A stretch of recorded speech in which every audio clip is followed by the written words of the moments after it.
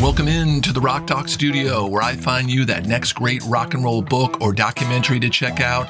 This is the podcast that reviews, previews, and most importantly, recommends to you the good stuff. I'm your host, Big Rick. Let's plug in.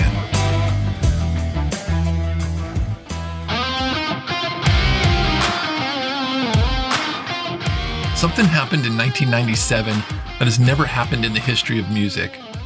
And it was groundbreaking. And for that reason, and a few more that I'm going to get into, I decided to review this documentary, Lilith Fair, Building a Mystery. And I know this is pushing the, is this really rock and roll boundary? But Chrissie Hynde was there. She played, Patti Smith played, Sheryl Crow played, Bonnie Raitt. And any doc that has cool footage of Chrissie Hynde is all right by me. And yes, it was predominantly singer-songwriters, but this, whatever genre you want to put it in, is worth checking out because, as I mentioned, no one has ever put together a festival, a tour with this type of magnitude that was this successful and that featured only an all-woman lineup. And to me, that's hard to believe. I mean, you mean to tell me that the huge wave of creativity and peace and love and harmony of the 60s and early 70s even couldn't have pulled this off?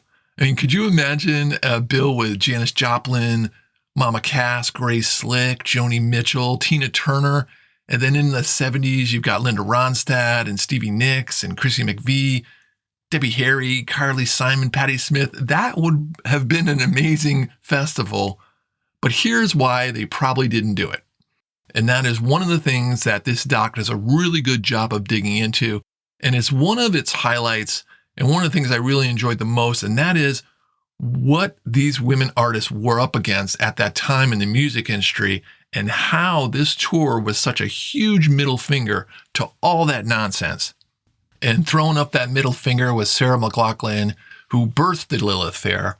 It all started with a little tour that she was on with Paula Cole, and they couldn't get over how much pushback they got for trying to book two women on the same bill.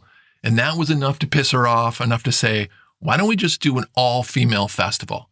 And this doc takes over 600 hours of film that they shot during the Lilith Fair and walks you through what it took to pull out such a no way this will ever work tour of all women performers. There's a point early on in putting this all together where they felt like they needed a co-headliner with Sarah McLachlan, and they turned to Tracy Chapman. I've got to tell you my Tracy Chapman story because I had a chance to see Tracy Chapman right when she started out. She did a showcase at the Roxy Theater in Los Angeles, and it was a seated show. And the Roxy at that time, it held about maybe 400 people. And this is right before her first album came out. And this was a showcase type of industry thing. So you got a cassette maybe a week before that. And my girlfriend and I went and we sat down at a table, and it had 4 chairs at the table. And then someone came and sat next to my girlfriend, but there was an empty chair right next to me.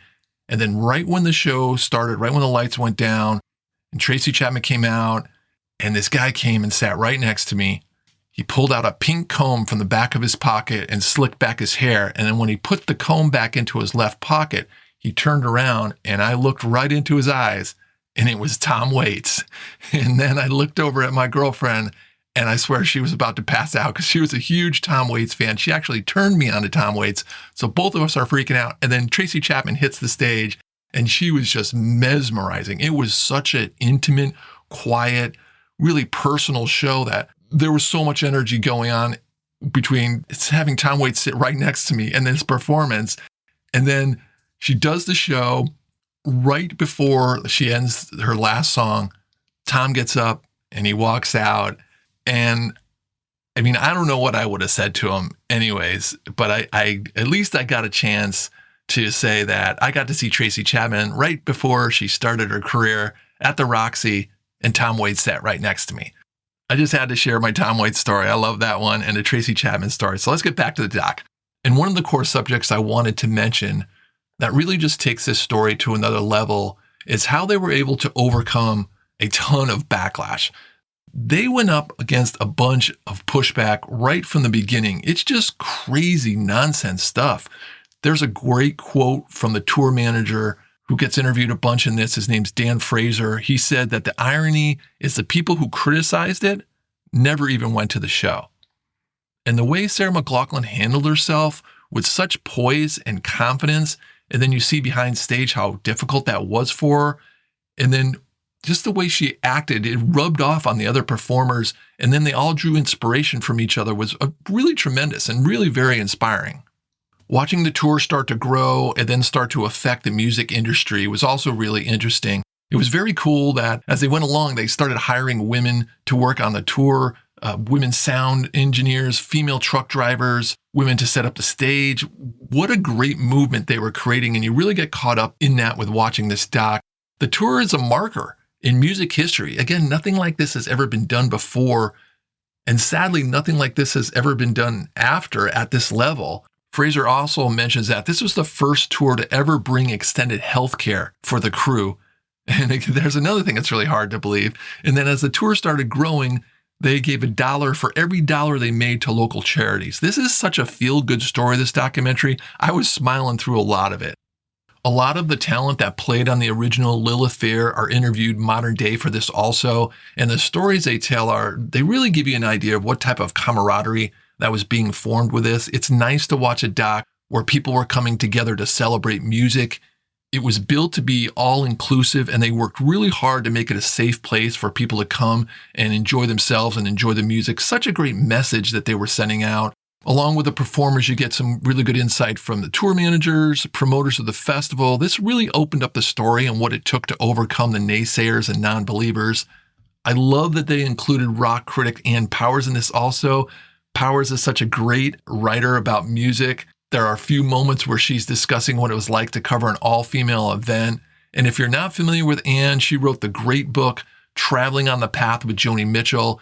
If you're a Joni fan, this is a very unique and such a well-written book. I loved it. I actually reviewed it. If you want to hear a little bit more about it, it's episode 37. You can dig back in the archives and learn about that great book, Traveling on the Path with Joni Mitchell. The Lilith Fair lasted for 3 years, 1997 through 1999. It tried to come back 10 years later, but it didn't work, and they had to cancel the shows. But that's really not the focus here. This is all about the amazing courage, the amazing talent, and the amazing women who bonded together to create a one-of-a-kind event in music history. If you like to root for the underdog and want to watch an inspiring, uplifting story, I would highly recommend you checking this out. Lilith Fair, Building a Mystery documentary, runs 1 hour and 39 minutes. Let's keep the momentum going. Let's continue to spotlight women talent this week. Coming up next, a few don't miss titles about women rockers.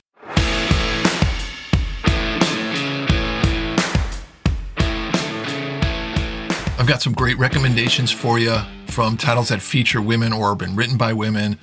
First one I'm going to go with is Lucinda Williams' memoir, Don't Tell Anybody the Secrets I Told You. What an intimate, very raw, very deep. Lucinda's not afraid to expose herself and put herself out there. Her book is just like her lyrics.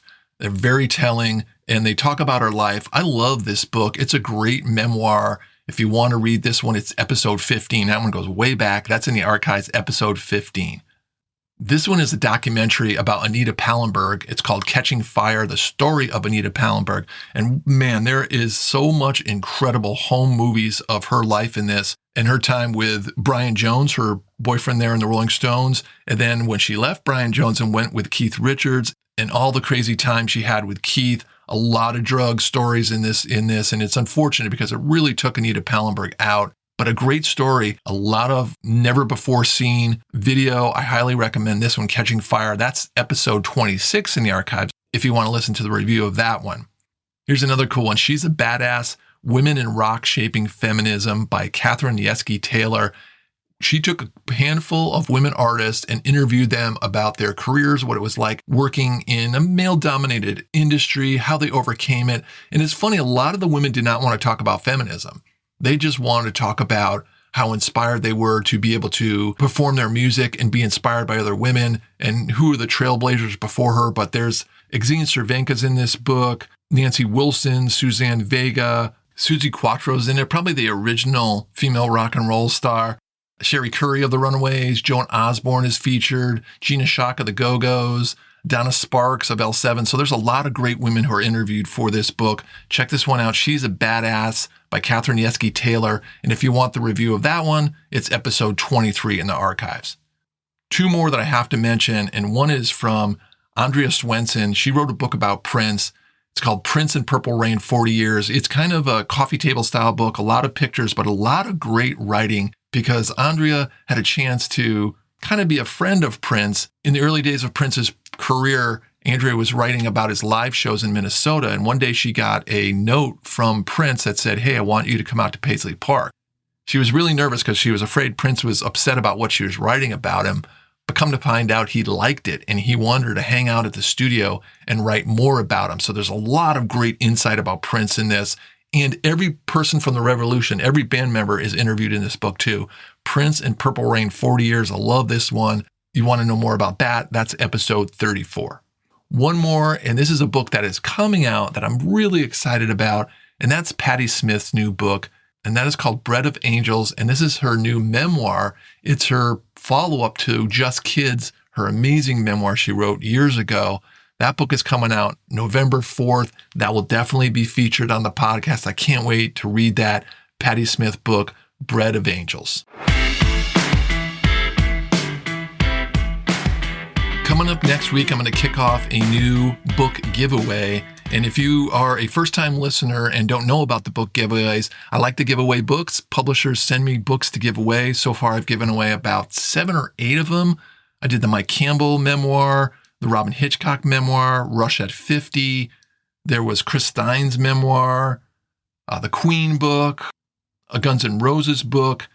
All you have to do to get in to win these books is sign up for my newsletter. It's called the Rock Talk Studio Blast. It comes out once a month on the last Friday of the month. It gives you everything you need to know about rock and roll books and documentaries. I'll put a link in the show notes in the description of this podcast. All you got to do is go into that link and hit subscribe, and you're all hooked up. Subscriptions are free too, by the way. So that will give you all the information about this new book. It's a big book. It covers 50 years of a hard rocking band. And the only hint I'm going to leave you with is, here comes Eddie. I'll see you next week.